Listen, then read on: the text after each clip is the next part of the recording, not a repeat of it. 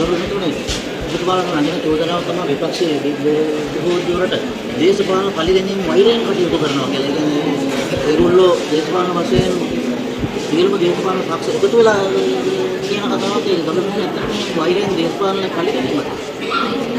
නෑ අර මේ හොරාට කලින් කෙහෙල් කන වටපයින්නවා කියලා අහලා තිබ්බට ඒක හොඳටම තේරෙන්නේ මොකද්ද කිව්වේ කියලා මෙතකොට තමයි. මොකද දැන් අපි මත්ද්‍රව්‍ය අයිස් කුඩු හෙරොයින් ආදී ජාවාරම අල්ලගෙන යනවා.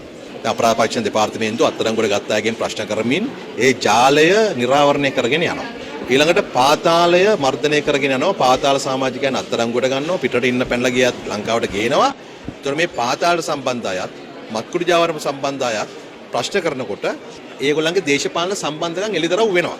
අපරාධ පරීක්ෂණ දෙපාර්තමේන්තුව හෝ ආරක්ෂක අංශ විසින් ප්‍රශ්න කරලා හොයාගන්න දේවල් ඒවා එහෙමමයි කියලා හරියටම දන්න අය තමයි මේ මද්ද්‍රව්‍ය ජාවාරම සහ පාතාල උදව් කරපු දේශපාලකයෝ.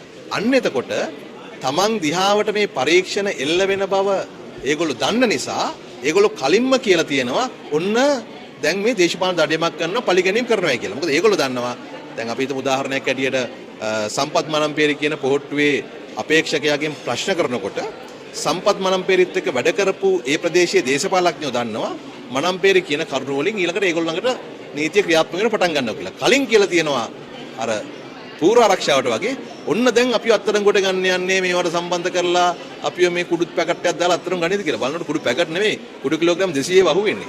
ඔය දේශපාලන පරිගැනීම් හරි දේශපාලන දඩයම් කරනවා හරි කියන අයගේ හෘද සාක්ෂිය හරියටම දන්න නිසා ඒගොල්ලෝ මේ මද්ද්‍රව්‍ය ජාවාරම් කරු සහ පාතාලයත් එක්ක කටයුතු කරා.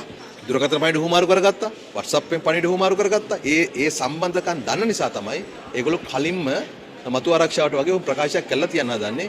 අන්න ඒක තමයි මම කියන්නේ හොරාට කලින් කෙහෙල් කන වටපයින්නකොට හොරා කවුද කියන එක තීරුම් ගන්න පුළුවන්. සාතුටින් සිද්ධිය ආපහු කරලියට ඇවිල්ලා තියෙනවා. එන්නේ ආපහු කරලියට ආවේ අන්තිමේ දේශපාලනඥයන්ගේ සම්බන්ධය දැන් පොලිසිය හෙළිදරව් කරන ලද කරුණු අනුව ඔබට පේනවා ඇති. දැන් සම්පත් මනම්පේරිව අත්අඩංගුවට අරගෙන ප්‍රශ්න කරනකොට ඔහුගෙන් හෙළිදරව් වෙන තොරතුරු මත තමයි මේ සමහර අලුත් පරීක්ෂණ දියත් වෙමින් පවතින්නේ. එතකොට ඇත්තටම තාජ්දීන් ඝාතනයට සම්බන්ධ අය නාම රාජපක්ෂ හරි කවුරු හරි ශිරන්ති හරි මහින්ද රාජපක්ෂ හරි කවුරු හරි කලින් දැනගෙන හිටියා නම් ඒක කලින් එළිදරව් කරලා තිබ්බා නම් ওই චෝදනාව නගන්න වෙන්නේ නැහැ. නමුත් දැන් වෙන දෙයකට අත්අඩංගුවට අරගෙන ප්‍රශ්න කරගෙන යනකොට ඒකට සම්බන්ධ අය එකෙන් ඒ කරුණු මතුවෙනකොට ඒ ඔස්සේ පරීක්ෂණ මේවන්න සිද්ධ වෙනවා. මම හිතන්නේ ඒක වැඩිදුර තොරතුරු පොලිසිය මගින් ඔබට කියාවි.